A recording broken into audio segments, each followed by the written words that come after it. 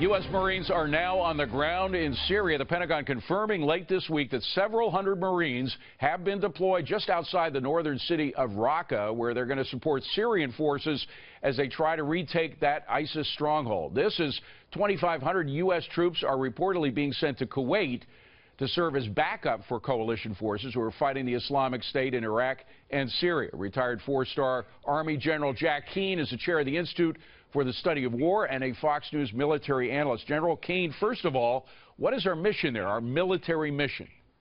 Well, first of all, the president assigned a mission to the Pentagon to Secretary Mattis, and that is to defeat ISIS and destroy it.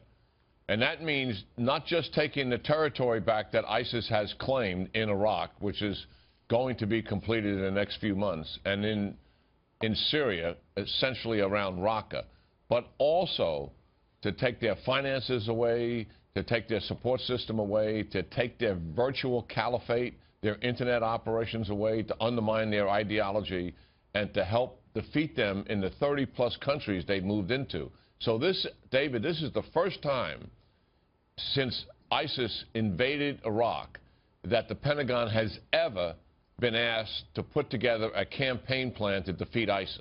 But, you know, there are a lot of families out there, including mine, wondering about how many Marines are going to be there eventually, going to be deployed there.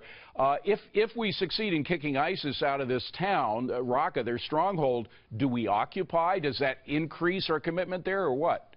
Well, that's a great question. And what is the end state, certainly? We have the capability to defeat any enemy that's holding on to territory, certainly. That means the United States of America and the United States military.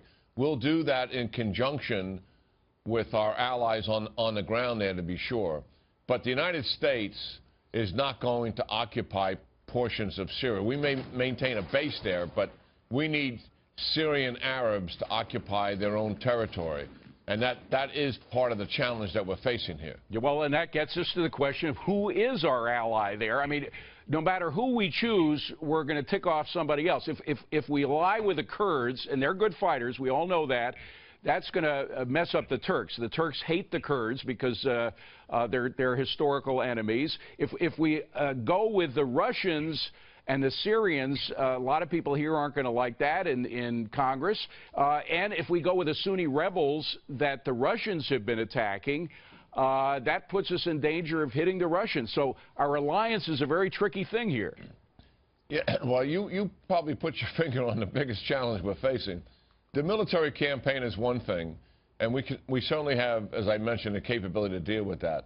The political end state, which is what you're describing, is quite another thing. It is the most challenging aspect of all of this. We are currently aligned with the Syrian Kurds, the so-called YPG. The reality is the YPG is affiliated with other Kurds who are trying to overthrow the Turkish government. So Turkey has been attacking the very forces that our special operation forces are aiding and abetting. Wow. That is how complicated this is. The other thing is that if we use the Syrian Kurds to take over Raqqa, Raqqa is actually Arab territory, and the people there do not want any part of the Kurds occupying their territory. So we have to, the United States is going to have to be very careful as we deal not just with the military campaign, but how we shape the political end state. And we cannot ignore our allies here. We cannot ignore the Sunni Arabs in the region, and we certainly cannot ignore Turkey either. Yeah. We should not, and I say again, not work with the Russians to deal with Syria. Okay, so that's what we don't do. I don't mean to put you on the spot, General, but what should we do? Who do you think we should be in alliance with? I think we should work with the Turks and the Sunni Arabs in the region, and also some of our own forces. Take Raqqa down, leave the Sunni Arabs in the region to occupy, pull ourselves out and pull the Turks out. I think that's the best solution. And if I would think of a worst-case scenario, if you do that alliance as you suggest, perhaps while the Russians are on some operation trying to hit our Sunni allies, we might inadvertently hit the Russians. I mean, that could be a very dangerous situation, right?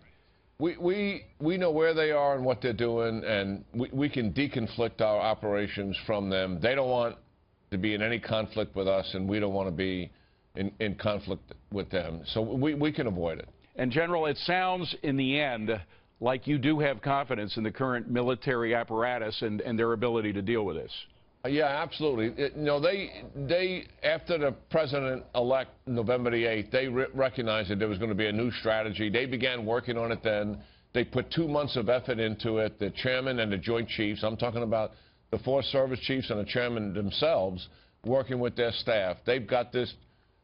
They put a tremendous effort into it. The president's been briefed on multiple options. He's going to select what he wants to do. He wants to be decisive. He wants this to have a sense of urgency, and he wants it to end. Wow. General Jack Keane, quite a dilemma, but it sounds like we got it in hand. Appreciate it, General. Thank you. Yeah, good talking to you, Dave. Great talking to you.